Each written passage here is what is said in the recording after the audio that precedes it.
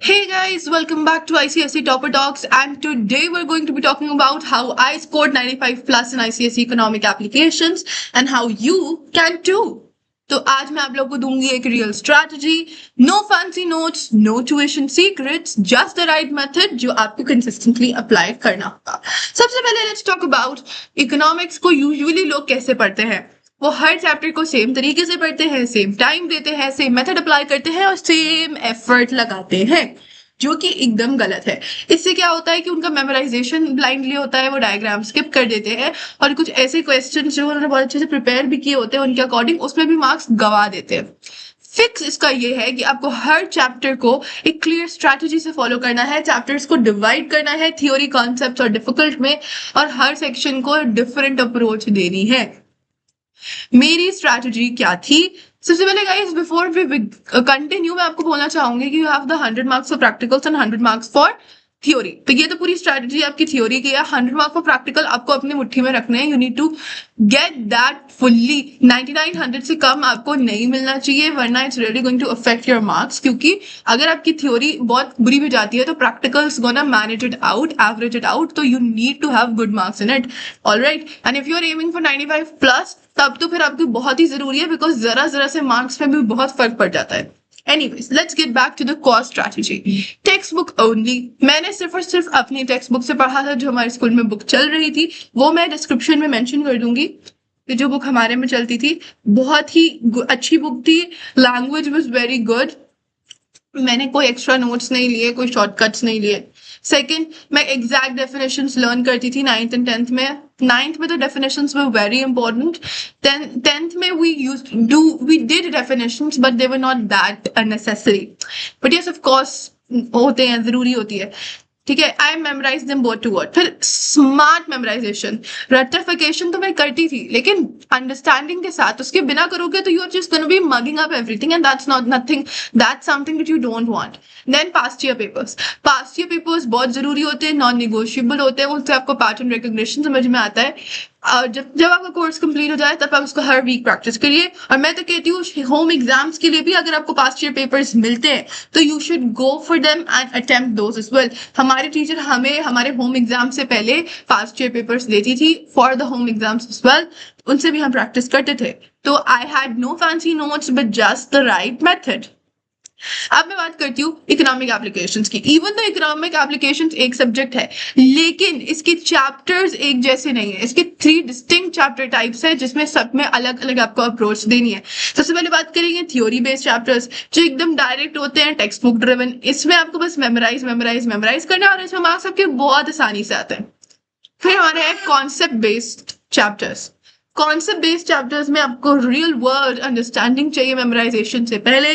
Diagrams that are curves बहुत essential है। फिर कंफ्यूजिंग चैप्टर्स, जो आपके हाई रिस्क चैप्टर्स होते हैं, जहाँ क्लैरिटी ज्यादा इंपॉर्टेंट है, इन पे एकदम रश आपको नहीं करना है। Let's talk about the easy chapters. इसमें आई मिस्ड इन्फ्लेशन। मेरे according inflation is very easy. Money, market and state in economic development. Money बहुत छोटा चैप्टर है, बहुत कम इसमें कॉस्ट है। मार्केट भी अच्छा है, मार्केट में डायरेक्ट क्वेश्चंस होते हैं, प्रेडिक्टेबल पैटर्न्स होते हैं। आपको बस 3 टाइप्स ऑफ मार्केट को मेनली पढ़ना है, and the other 2 are just basics. State and economic development भी बहुत ईजी चैप्टर था, बस आपको टैक्स बेसिस क्लियर होने चाहिए। And once you are familiar with the tax basis, I don't think आपको कोई प्रॉब्लम होगी, क्योंकि टैक्स बेस आपको बनाना आता है, तो आप उसका मतलब शेड्यूल बन जाएगा आपका। एंड उसमें उसके डायग्राम्स क्लियर होने चाहिए। And then there is inflation. Inflation तो इज प्योरली रट्टाफिकेशन, और आखिर में सिर्फ उसका जो आपको वो मिलेगा, effect of inflation on producers and consumers, वो थोड़ा सा इंपॉर्टेंट है। अदरवाइज तो ये बहुत ईजी चैप्टर्स हैं। अब आते हैं कंसेप्चुअल चैप्टर्स पे, लाइक डिमांड एंड सप्लाई, जिनके 3 चैप्टर्स हैं। Demand by itself, in the elementary theory of demand, then elasticity of demand and supply, जिसमें दोनों चीजें मिली हुई है, right. Now let's talk about them. इसमें आपको पहले अंडरस्टैंड करना है और फिर मेमोराइज करना है। ये चैप्टर्स रट्टाफाइड नहीं किए जा सकते, आपको जेन्युइन अंडरस्टैंडिंग चाहिए। जैसे कर्व शिफ्ट क्यों होते हैं, कैसे होता है, आपको दोनों लॉज के लॉजिक समझने हैं, understanding, draw the curves repeatedly until they feel natural, her diagram को वो करिए। इसमें आपके शेड्यूल्स बहुत इंपॉर्टेंट हैं, मार्केट कर्व, इंडिविजुअल कर्व बहुत इंपॉर्टेंट है, shifting, elasticity, everything is very important. और इसमें से बहुत मार्क्स आते हैं, if you talk about them, तो मेरे ख्याल से तो बोर्ड में 10 to 15 मार्क्स मेरे ख्याल से डायग्राम के, 10 मार्क्स एटलीस्ट आपको फ्री डायग्राम के मिलेंगे ही मिलेंगे, डिमांड एंड सप्लाई के। अब आते हैं डिफिकल्ट चैप्टर्स पे। मेरे अकॉर्डिंग डिफिकल्ट चैप्टर्स यही थे, commercial bank and central bank. Commercial bank के फंक्शंस ओवरलैप करते थे और कंफ्यूज हो जाता था, राइट?